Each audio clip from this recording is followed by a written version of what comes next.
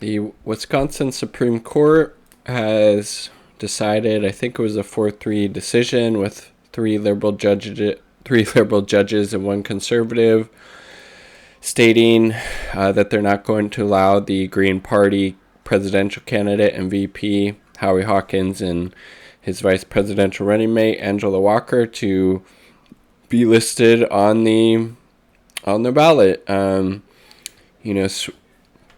Wisconsin is seen as a swing state. I think Trump won it 20 or 25,000 votes over Hillary Clinton in 2016. But I mean, if the Democrats actually had a candidate who people were excited to vote about, who gave people a reason to vote for, maybe, I don't know, supporting something like Medicare for all during a pandemic, maybe they wouldn't have to be engaging in this type of voter suppression. This is what this is. Not allowing the Green Party candidates to get on the ballot in Wisconsin is a form of voter suppression. And, the Democrats are always castigating and criticizing the Republicans for engaging in this, but this is a form of voter suppression. Do you think this is actually going to get more people to support Joe Biden in Wisconsin? I think it's frankly going to turn off more voters. I mean, again, you need to give people a reason to vote. Just because Joe Biden is not Donald Trump might not be enough.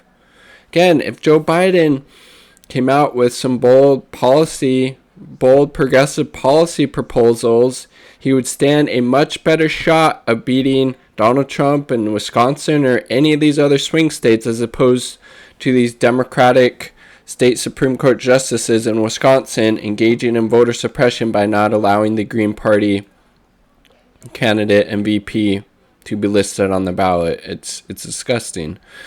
It's disgusting. So, yeah, it was a 4-3 decision, which had conservative Justice Brian Hagedorn joining the court's three liberals to form a majority. Found it was too late for Hawkins to be added, citing the very short deadlines and the fact that the 2020 fall general election has essentially begun. And again, the Democrats aren't doing that because it's too short to get them on the ballot. They're doing that because they thought it would hurt Joe Biden's chances. Let's be fucking real here. But they're political actors, and they're not going to say that, obviously. So, well, it's too late. It's too late. I mean, come on.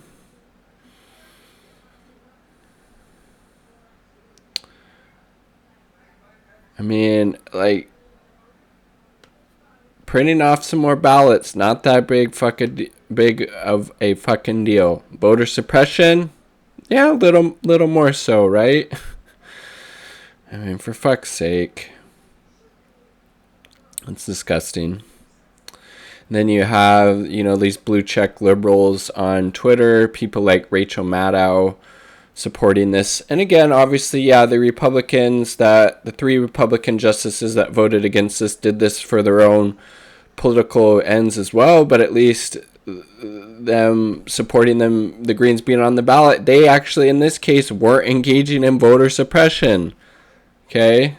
That's a good thing, right? Getting more people to vote, that is good, no matter who they vote for, okay? And again, if the Democrats had any type of legitimate candidate out there who inspired people to vote, who supported policies that made people want to vote, they wouldn't have to be engaging in this type of voter suppression, making sure that the Green Party wasn't listed on the ballot in Wisconsin. And then, okay, let's see. In Monday's decision, conservatives Pat Rogansack, Rebecca Bradley, and Annette Ziegler all wrote dissents in hers. Bradley linked leaving the Green Party off Wisconsin's 2020 ballot to forcing black candidates off the ballot in 1968. The majority decision, she wrote, undermines the confidence of American citizens in the outcome of a presidential election and is a grave threat to the republic. Hawkins' lawsuit to gain ballot access came after a divided elections commission deadlocked 3-3 along party lines to keep him from being listed as the presidential candidate, but the challenge didn't come until 2 weeks after the August 20th decision. The crux of the issue was what really, I mean, who fucking cares? Like, somebody wants to get listed on the ballot, they're a U.S. citizen or whatever, they're 35, let them get their fucking name on the ballot. This shouldn't be so freaking difficult, right? The crux of the issue is the address of his vice presidential contender, Angela Walker. She listed 2 different addresses on nomination signature paperwork to get on the ballot. And she said that although the campaigns had Walker had moved, officials failed to file an amended declaration of candidacy or take other steps as staff said they'd recommended. Really? So that's... I mean, for fuck's sake, come on.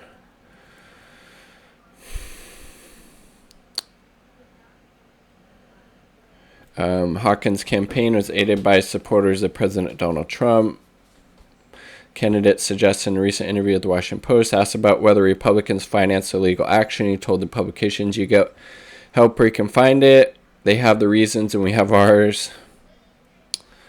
I mean, it's just disgusting. Kanye was trying to get on the ballot there. Oh, so here what I was talking about earlier. 2016, then Green Party candidate Jill Stein got 31,000 votes, or 1.4% according to WC data, while Libertarian Party candidate Gary Johnson received 106,000, or 3.58%. Trump carried the state by 22,000 more votes than Democrat Hillary Clinton. Again, this is just a form of voter suppression. If the Democrats actually were a party for the working people, they wouldn't have to resort to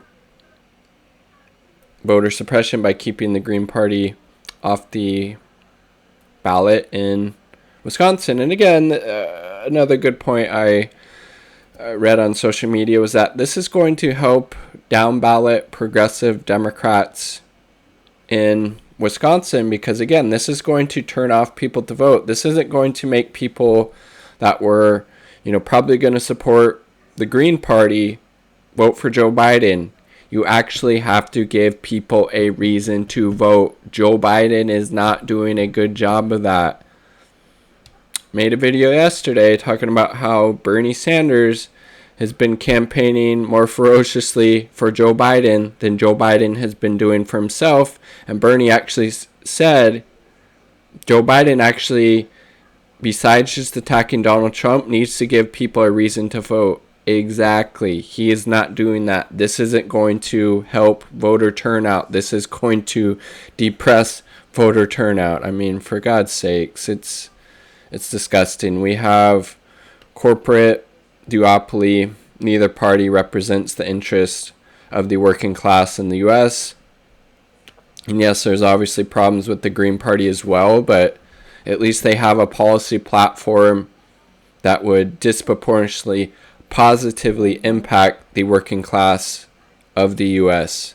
Neither Democrats or Republicans could say that, and here we have the Democrats are resorting to voter suppression in Wisconsin. It's disgusting. And again, it's not going to help Joe Biden, okay?